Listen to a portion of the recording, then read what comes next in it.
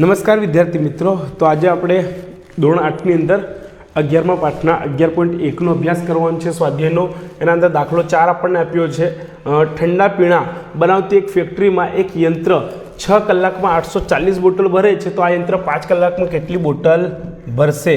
તો જુઓ, આનો જે જવાબ છે બે રીતે આવે, બરાબર। આપણે જો પહેલી રીતની વાત કરીએ, પ્રથમ રીતની વાત કરીએ, તેના અંદર x1 બરાબર આપણને કેટલું આપ્યું છે?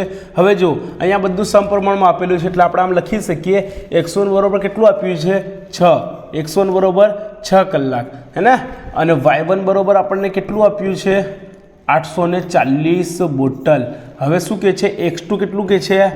5 કલાક। કેટલું? 5 કલાક। તો આપણે y2 શોધવાનું છે। એક આ રીતનો આપણે ઉપયોગ કરી શકીએ છીએ।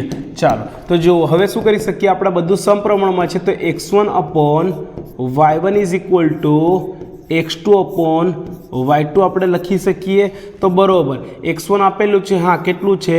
6। y1 આપેલું છે, હા કેટલું છે? 840। બરાબર, x2 આપેલું છે, હા કેટલું છે? 5। y2 આપેલું છે ના, તો y2 ને શું બનાવવાનું? સૂત્રનો કરતા, તો y2 ઇઝ ઇક્વલ ટુ, હે ને? y2 અહીંયા કઈ આવી જશે? ગુણાકારમાં આવી જાય, તો y2 ઇઝ ઇક્વલ ટુ કેટલું થશે? 5। 5ના છેદમાં કેટલા આવશે? 840 ગુણ્યા કેટલા થશે? 6 ગુણ્યા 6।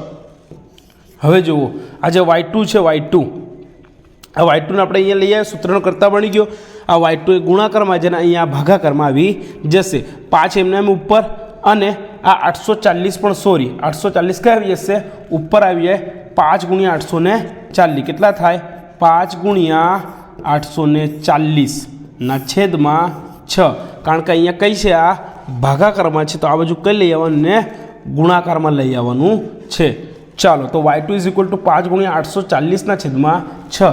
હવે જો છેદ ઉડાવતા આપણને ના આવડે તો આપણે શું કરી શકીએ? પરંતુ અહીંયા છેદ આરામથી ઉડે છે। 14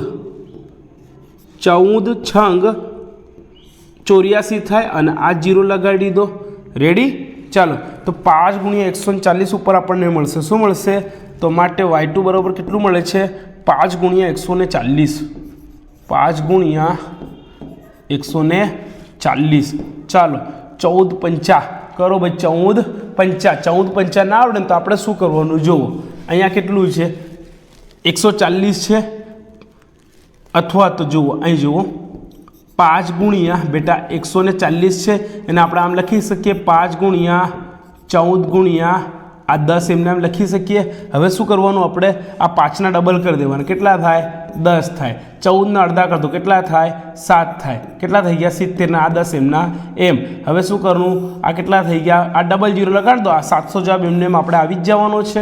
રેડી? જો ના આવડે તો આપણે આ બધા ધંધા કરવાના છે। જો ના આવડે તો કોઈ બી સંખ્યાને 5 જોડે ગુણાકાર કરવાનો હોય તો સંખ્યાના ડબલ કરી દેવાના, 5ના ડબલ કરી દેવાના, બીજી સંખ્યાના અડધા કરી દેવાના। જવાબ કેટલો આવશે?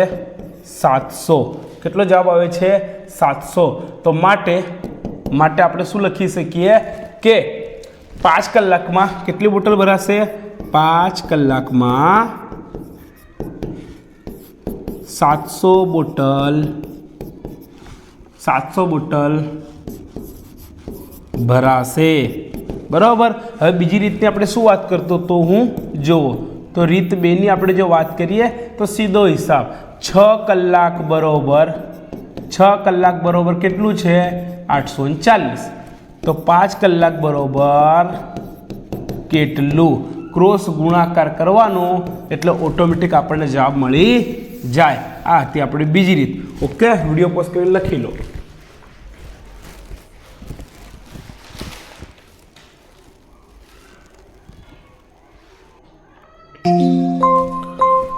ચાલો, તો વિદ્યાર્થી મિત્રો મળીશું હવે નેક્સ્ટ વિડીયોમાં। ધન્યવાદ, જય હિન્દ।